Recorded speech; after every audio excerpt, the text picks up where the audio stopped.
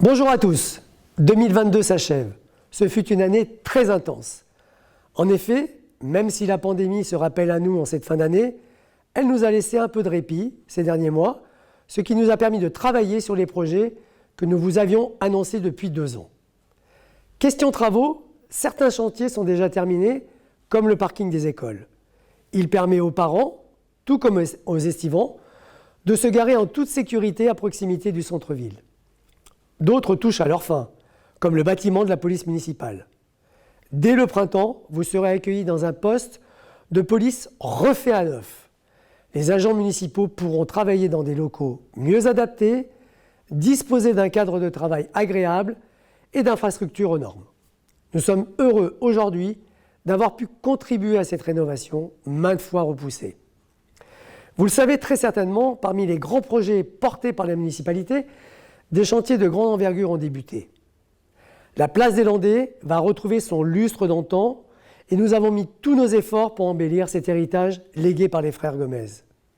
Nous proposons une réhabilitation moderne qui tend à se rapprocher au plus près de son esprit d'origine.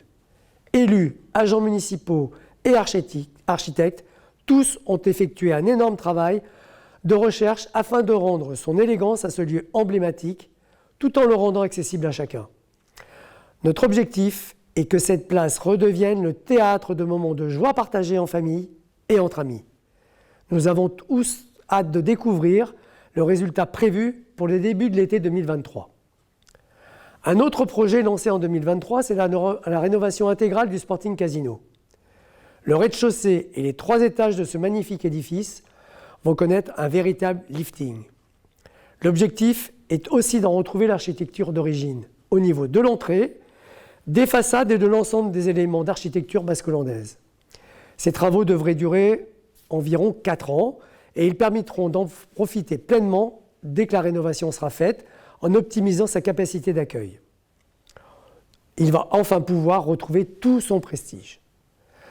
Dans le même temps, nous avons entamé la requalification de l'avenue de Bordeaux en l'intégrant à la création d'une voie douce entre Sorts et Hossegor et de Mathieu à Rosny, dans lequel piétons et cyclistes y circuleront désormais en toute sécurité. Il y a parmi les temps forts de 2022 un événement auquel je tiens tout particulièrement à vous parler.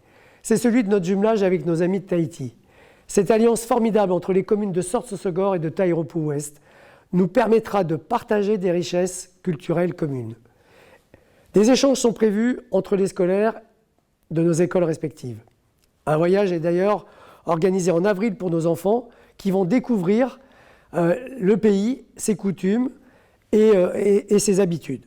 Nous allons alors également en septembre accueillir une autre délégation de Tairopou-Ouest avec une 50aine de Tahitiens, entrepreneurs, artisans, danseurs, tatoueurs qui nous feront l'honneur de nous présenter leur savoir-faire. Je dois souligner que 2022 a été marqué par une belle cohésion entre nos équipes et nos agents. Un grand merci à eux. Maintenant, place à 2023.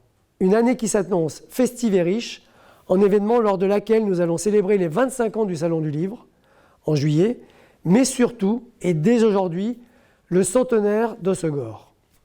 Nous avons à cette occasion préparé tout un programme d'animation étalé sur l'année que nous sommes ravis de pouvoir vous présenter, avec un film, un documentaire, des expositions, des conférences et de belles fêtes qui sont à venir. Pour en savoir plus, restez connectés. La ville, les associations et l'Office du tourisme vont vous étonner. Nous comptons sur votre présence pour profiter avec nous de ce bel anniversaire. Je tiens à vous présenter en mon nom, ainsi qu'en celui de nos conseillers municipaux, tous nos vœux de bonheur et une très bonne année 2023. À très bientôt.